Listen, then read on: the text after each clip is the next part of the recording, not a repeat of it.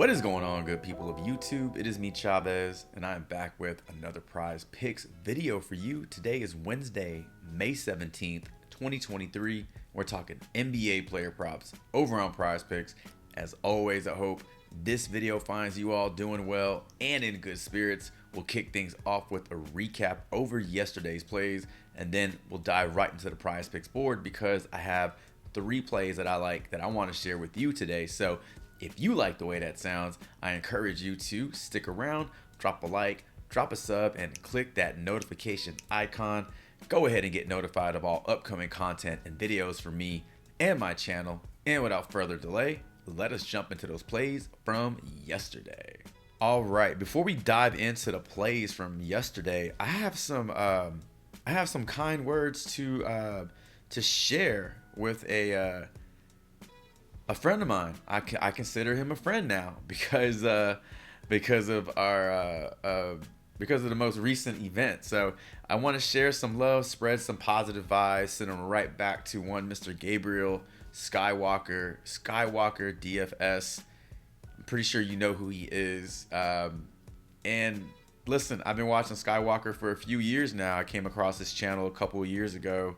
I think it was almost 3 years ago. Just doing a simple YouTube search on Prize Picks, DraftKings at the time, DFS, and up pops his channel, and really liked his personality and his unique style. And first time I ever saw a cat in a DFS video using Schroeder to help him pick home run plays. So I thought that was pretty cool, and just been watching his content ever since. And more recently, just been leaving comments on his channel because, again, I just really appreciate his work. And he has returned the favor in a huge way by giving me a massive shout out on one of his videos, taking time out of his day, taking time out of his actual video to spread some love and promote my channel. And I 100% am thankful for that gesture. Thank you so much, SKYWALKER. Number one, I appreciate you, sir. Right back at you. And number two, continue success to you and your growing community over there on your channel and with your VIPs.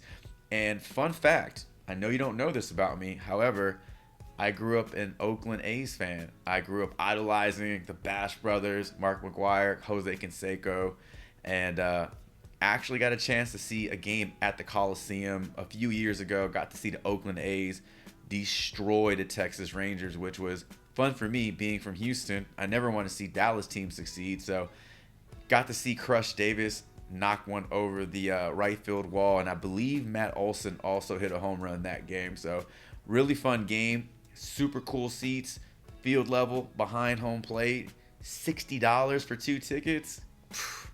Man, not a better way to spend a Thursday night than to watch some baseball at the Oakland Coliseum. So again, thank you, SKYWALKER, for the kind words. I truly appreciate you, sir. And now we will move into yesterday's plays and recap the 3 picks that we rolled with. And I want to start with D'Angelo Russell, but more importantly, I want to start with some takeaways from the Lakers game. So I want to keep this brief, but just based on what I saw, I feel like D'Angelo Russell's minutes will start to get cut, as the matchups seem to be a lot difficult when you are running 3 small guards out there, having to guard Gordon, Porter Jr. That's a tough matchup. And we saw the size difference between Porter Jr. and Reeves, and he was just literally shooting over the top of him. Like, it didn't even matter that he was in front of him. And now I think moving Rui Hachimura into the lineup and having him play more minutes really balances out that lineup and really provides some size in the front court. And Rui can hold his own, and he's not a liability on defense, and he can score from anywhere on the court. So when you look at the 3 guards and say which guard is going to get sacrificed, sure, you can see some rotation in and out, but I saw a lot of Reeves today. I saw a lot of Schroeder today. I saw a lot of Lonnie Walker today. Didn't see as much D'Angelo Russell today, and he wasn't in foul trouble. And so I believe that his minutes are going to get cut moving forward. I just feel like he's the odd man out. We'll see how the series progresses, but I mentioned this because in hindsight, I look back at that point play and I thought it was a good prop.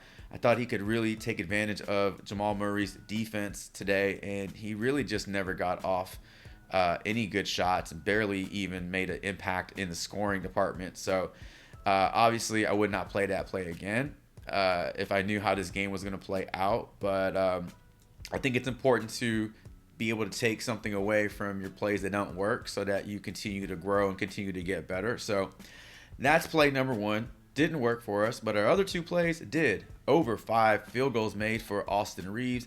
Over 7 3-pointer attempts for Jamal Murray. Both go over that. So 2-1 on the day. 5-0 with our member plays. So overall, we were 7-0 yesterday in the community. So love seeing that. Moving into today's picks, I got 3 plays that I want to share with you, looking to build off our momentum from yesterday. So without further delay, let us transition over to the Prizepicks board and let's start breaking these down. All right, play number 1, I want to head on over to the rebounds and assist department. Not who you think it might be, not who you think it is. I want to talk about Al Horford.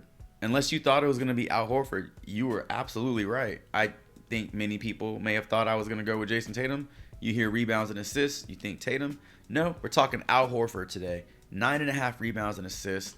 I like the over on this one. Let's head on over to props.cash and I will tell you why. All right, when I pull up this game log for Al Horford, you're probably going to throw up in your mouth. Swallow it. Swallow that throw up. Listen, I understand this game log does not look all that great, but listen, hear me out. And you don't have to play this plot. You don't have to play this prop. Absolutely not. But I am going to make a case for it. So Al Horford over 9.5 rebounds and assists. He saw some foul trouble in that series versus Philly, trying to defend Embiid. Scrolling on down here, we can take a look at his fouls. 1, 2, 3 games of 3+ fouls. Got at least 2 fouls in every single game.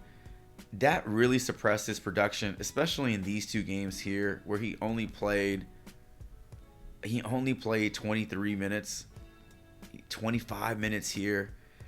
These games, he's well below his minutes average, and so we look at these things and then you scroll back up here and you see a lot of red here, but look at the hooks. Despite the foul trouble, despite the limited minutes in a couple of these games, he was right there. He hooked it. In the other 3 games, well over it. 11, 12, and 13. This is a much, much different matchup with Bam. And I don't believe that Bam is going to get Al Horford into foul trouble in this game. So, obviously, when you're defending Embiid, you're just sacrificing your body out there, trying to keep him from scoring. And Embiid is going to get his calls and just going to put you in some really, really bad spots. And Al Horford was just in a lot of bad spots versus Embiid. Now, one thing I want to make note of here, like I mentioned, there were some games where he didn't sniff 30 minutes, 23.6, 25.4. The other games, he's good. He's playing well over 30. When we filter out his minutes to 30 and over in the playoffs, Al Horford is 6 of 9 and going over this prop with a 67% hit rate. A big difference from 67% compared to 54%. You want to take a look at what he's done at home. When he gives you 30+ minutes, it changes a lot. And that foul trouble, being off the floor, that really hurts. If you're not on the floor, you can't produce. 60% hit rate at home when playing 30+ minutes, going over that rebounds and assist prop versus 43%. And so I mention all this because I know on the surface that this play doesn't look outstanding, but if all you're ever looking for is green bars across the board, that's just a terrible research.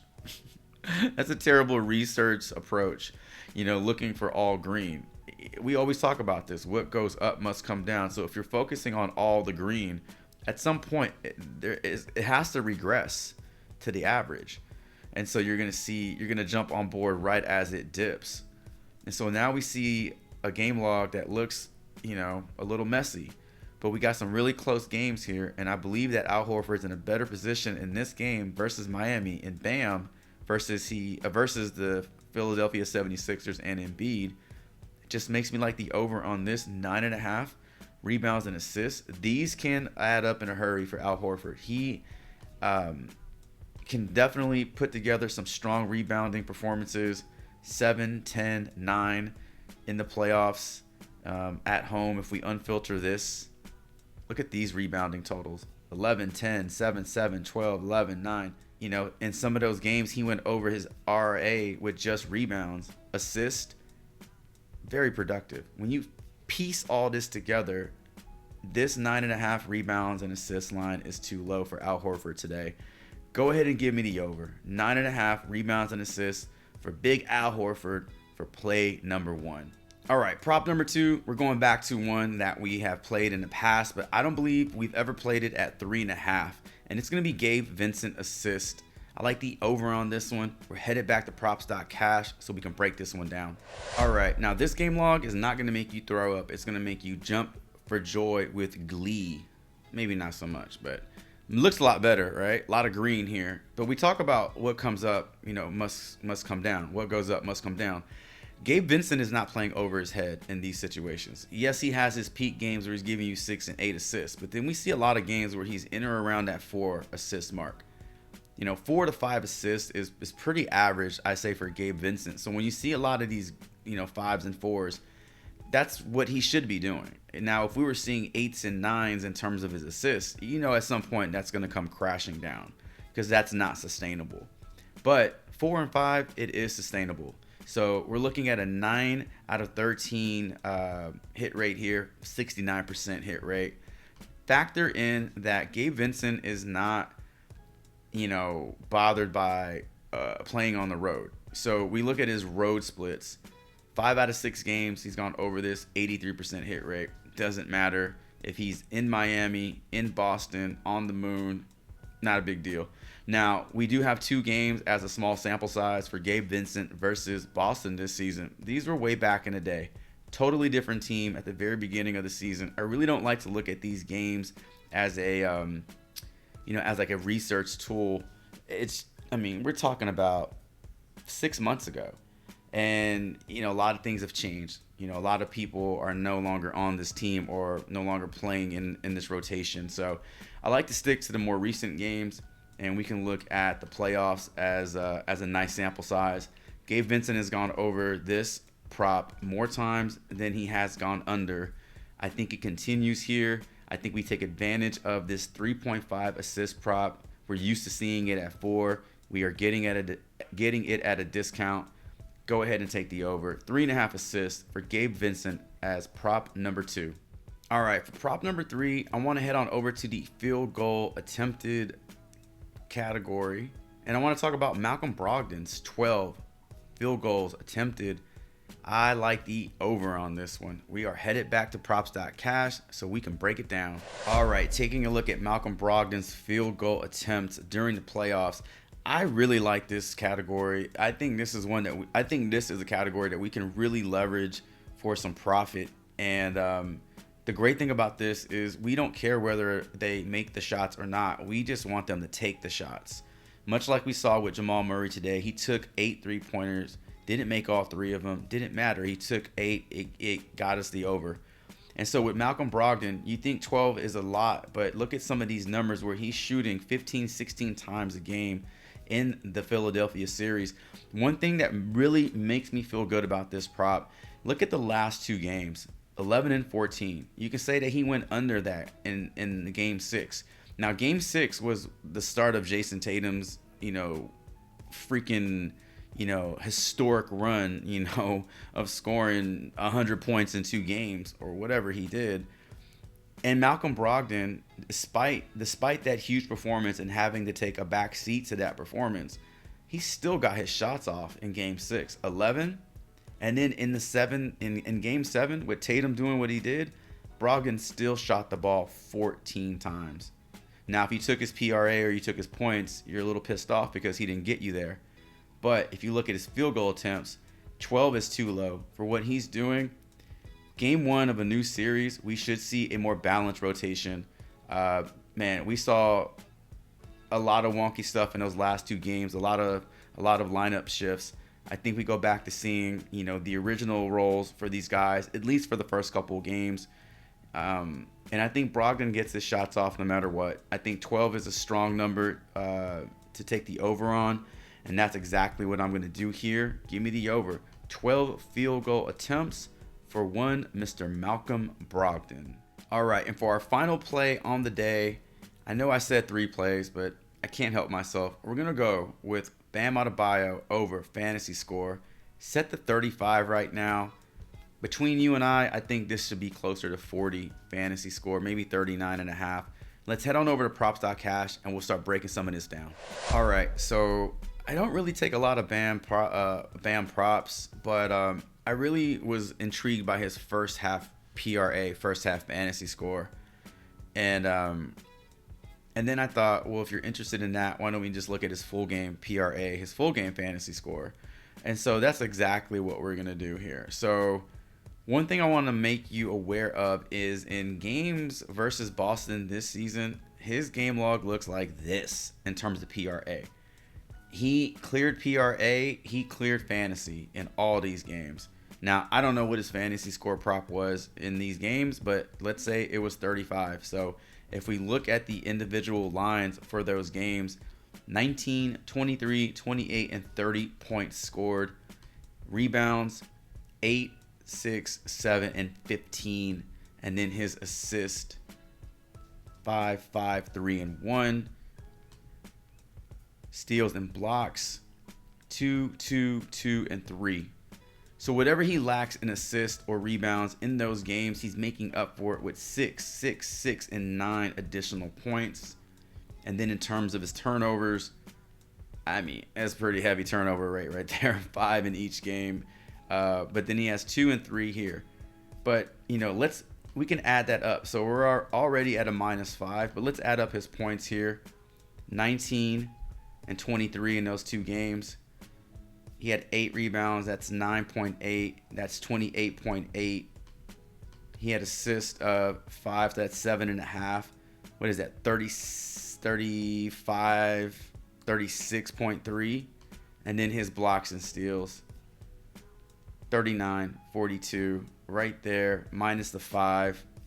I mean, that gives him 37 fantasy points right there. So he's over. With 5 turnovers, he's over. Now, this was, a while back, January, December, November, October. And so when we look at the playoff history for Bam Adebayo, going over his PRA doesn't look as strong. But that's why we filter out by the team in the matchup, because playing Boston is a lot different than playing New York. It's a lot different than playing Milwaukee.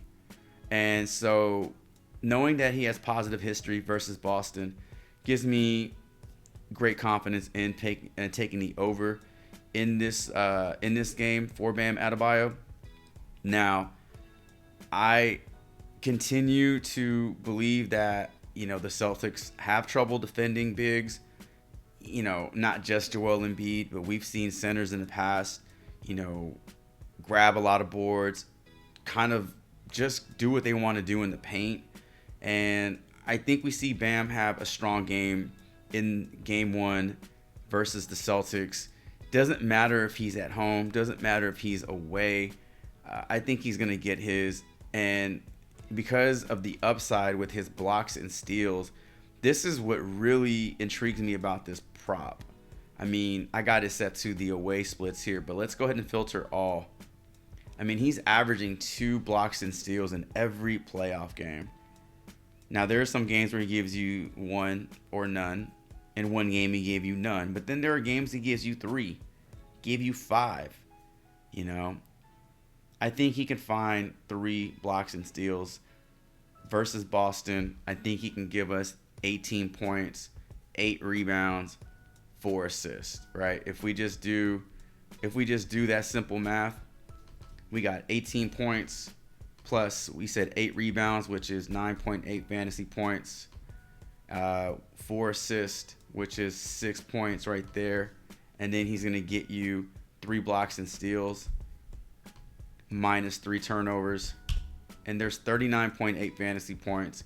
even if you say he's going to turn the ball over 4 times, there's 38 right there.